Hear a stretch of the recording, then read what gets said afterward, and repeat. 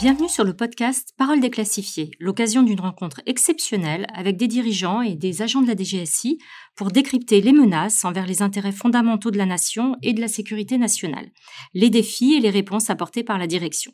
Pour ce troisième rendez-vous, nous allons aborder la question de la prospective au sein de la direction et comment celle-ci permet de mieux anticiper et se préparer à l'évolution des principales menaces dans les années à venir. La structure chargée de la prospective est directement rattachée au directeur général, c'est dire toute son importance. Nous avons parmi nous le responsable de la délégation à la prospective depuis sa création au printemps 2022. Bonjour.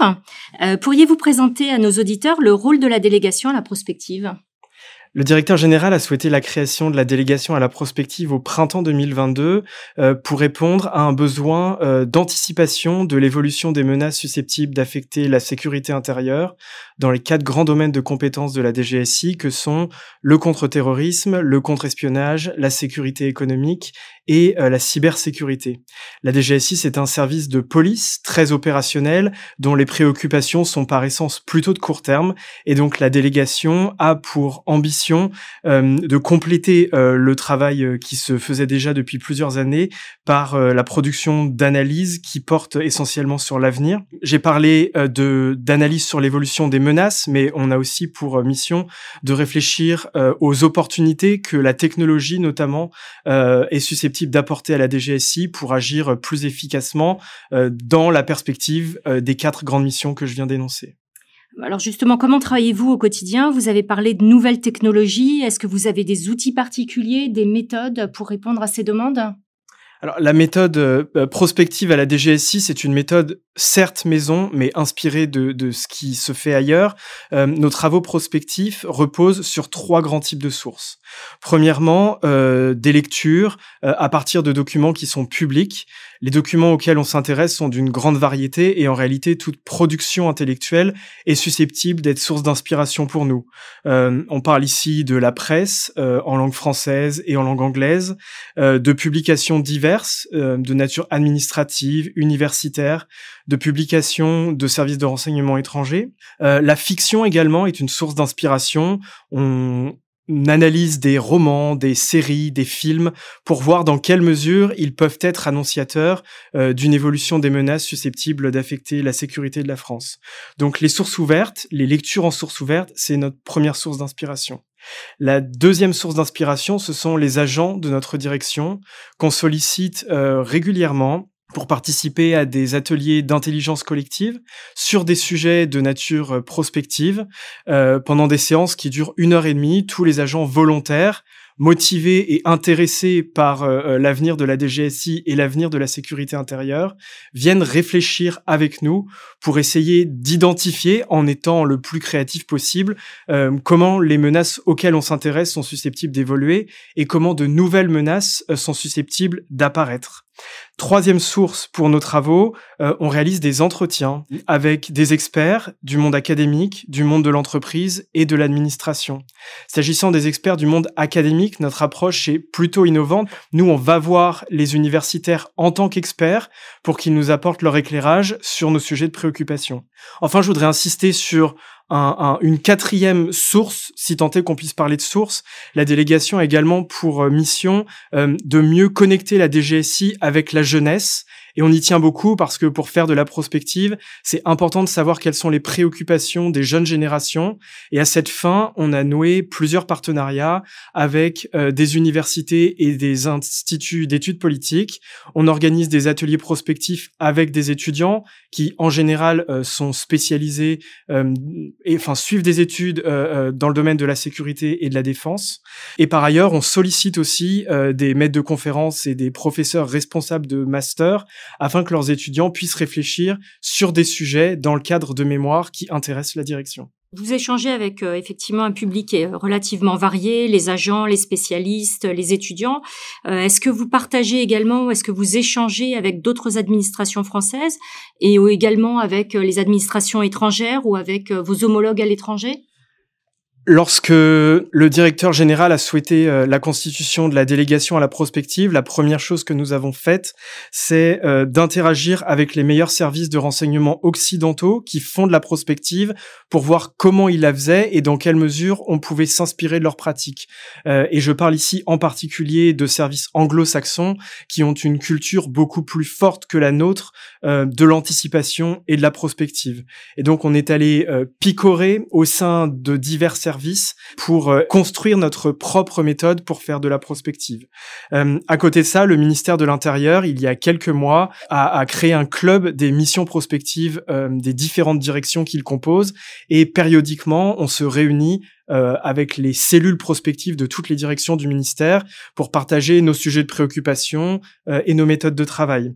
Enfin, on échange régulièrement désormais avec des services de renseignement étrangers pour leur présenter nos conclusions, pour recueillir aussi leurs sources de préoccupation dans la mesure où elles peuvent nous inspirer pour la conduite de nos futurs travaux. Alors concrètement, est-ce que vous pouvez aujourd'hui partager avec nos auditeurs les thématiques sur lesquelles vous travaillez actuellement, les enseignements que vous pouvez en tirer ? Nous nous sommes intéressés, ou nous nous intéressons actuellement à plusieurs sujets, parmi lesquels les métavers, l'intelligence artificielle et le dérèglement climatique. À chaque fois, notre perspective est la même. Il s'agit d'analyser comment ces phénomènes ou ces technologies peuvent avoir des conséquences à moyen terme. En général, on se fixe comme horizon 2035 sur la sécurité nationale. On peut commencer par les métavers. Est-ce que vous pourriez nous expliquer un petit peu ce que sont les métavers ? Parce que je pense que c'est quelque chose d'un peu flou et obscur pour nos auditeurs et pour grand nombre de personnes. Les métavers, ce sont des mondes virtuels qui copient ou qui complètent le monde réel, dans lesquels les individus évoluent sous la forme d'avatars, en ayant recours à des dispositifs techniques plus ou moins immersifs, à travers l'écran de son ordinateur, dans la version la plus rudimentaire, ou par l'intermédiaire d'un casque de réalité virtuelle, dans la version actuellement la plus sophistiquée. Les travaux de la DGSI sur les métavers avaient pour finalité d'identifier, dans l'hypothèse où les métavers modifieraient dans les prochaines années les modes de vie des individus et le fonctionnement des entreprises, ce dont on ne peut pas avoir la certitude à ce stade, l'utilisation qui pourrait en être faite à des fins malveillantes. Nos lectures ainsi que les échanges que nous avons menés avec des experts nous permettent aujourd'hui de penser que les métavers pourraient constituer à l'avenir un nouvel espace de radicalisation et de préparation d'actions violentes sur le fondement de premiers signaux qui pour la plupart sont issus de l'étranger. Dans le champ économique, les métavers offrent certes des perspectives de croissance et de développement pour les entreprises françaises, mais il les expose également à de nouvelles formes d'ingérence étrangère, comme par exemple le sabotage de magasins virtuels, l'espionnage de réunions en ligne, ou encore le vol de prototypes dématérialisés. Enfin, les métavers pourraient également ouvrir la voie à de nouvelles formes d'ingérence étatique et de manipulation de l'information, dans la mesure où ils constitueront, on le suppose, des territoires à part entière. Bien que virtuel, il n'y a aucune raison de penser que les États n'y mettront pas en œuvre des actions d'influence, y compris avec l'appui de leurs services de renseignement. S'agissant de l'intelligence artificielle, la délégation à la prospective de la DGSI s'y intéresse sous deux aspects.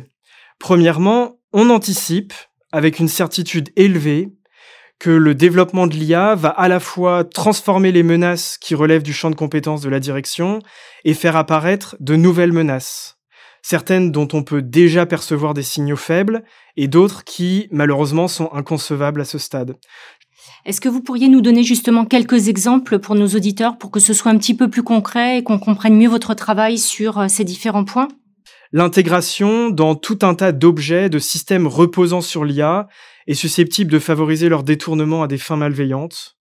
D'autre part, on le voit déjà depuis plusieurs mois dans l'actualité, l'IA facilite la génération de deepfakes. Il s'agit de trucages photos, audio ou vidéos qui sont hyper réalistes, mis à la portée de tout un chacun au risque de faciliter la manipulation des opinions, voire de rendre à l'avenir très difficile, si ce n'est impossible, la distinction entre la vérité et le mensonge.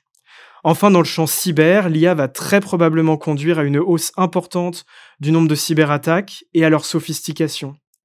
Le deuxième aspect de l'IA auquel la DGSI s'intéresse consiste, et ça vous étonnera pas, à réfléchir à la façon dont nous allons devoir nous adapter pour contrer efficacement ces menaces, mais vous comprendrez que je peux pas vous en dire plus. Et le dérèglement climatique dont on entend fréquemment parler et dont on voit les conséquences Au jour le jour, est-ce que vous travaillez également dessus? Comment ça se passe? Quels enseignements pouvez-vous en tirer? Je vais vous en dire quelques mots. Vous vous demandez certainement comment et pourquoi un phénomène qui relève à première vue des sciences de la nature peut intéresser un service de sécurité comme la DGSI. Il se trouve que lorsqu'on fait le point sur les manifestations actuelles et anticipées du dérèglement climatique sur l'environnement et qu'on tente de les croiser avec les principaux champs de compétences de la DGSI, on constate que les deux sont très liés. Est-ce que vous pourriez nous donner quelques exemples pour illustrer vos propos? La capacité d'innovation des entreprises et des chercheurs français dans le domaine des technologies vertes suscite déjà, et ça va probablement s'accentuer, l'intérêt de certains États.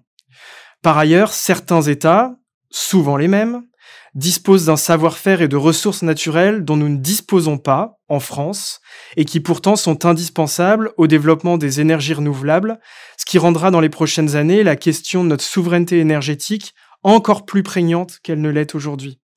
Enfin, dans le champ du contre-espionnage, on estime que les conséquences du dérèglement climatique étant en train de redéfinir les enjeux géopolitiques, les services de renseignement vont devoir se réinventer.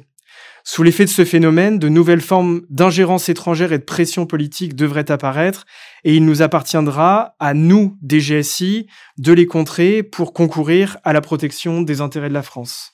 Alors, on a bien compris effectivement que vous ne pouvez pas partager aujourd'hui les résultats de tous vos travaux, mais comment est-ce que la DGSI exploite ces résultats? Est-ce qu'ils donnent lieu à des orientations de stratégie opérationnelle ou bien tout simplement comment formez-vous les agents au sein de votre service? On l'a dit tout à l'heure, les métaverses, l'IA, c'est quelque chose de complexe qui n'est pas compréhensible par tout le monde. Donc, comment travaillez-vous sur ces aspects-là? Notre influence, si je puis dire, au sein de la direction, elle est double. Premièrement, sur l'ensemble des sujets qu'on traite, y compris les 3 que je viens de développer, on élabore des recommandations afin de mieux préparer la DGSI à faire face à ces menaces. Par ailleurs, en diffusant à l'ensemble des agents de la DGSI, périodiquement, des documents de nature diverse, on essaye de créer une culture de l'anticipation au sein de la direction, de telle sorte à ce que les agents, plus spontanément, se posent dans le cadre de l'exercice de leur fonction habituelle la question du coup d'après. Et donc, ce travail de création de culture de l'anticipation, il passe par des documents écrits, mais aussi, comme je vous l'ai expliqué au début de notre entretien, par les ateliers prospectifs, dont les méthodes sont transposables au sein de chacun des services de la direction. Alors, merci pour tous ces éclairages sur la prospective. Nous vous donnons rendez-vous le mois prochain pour aborder le sujet souvent bien trop secret du contre-espionnage.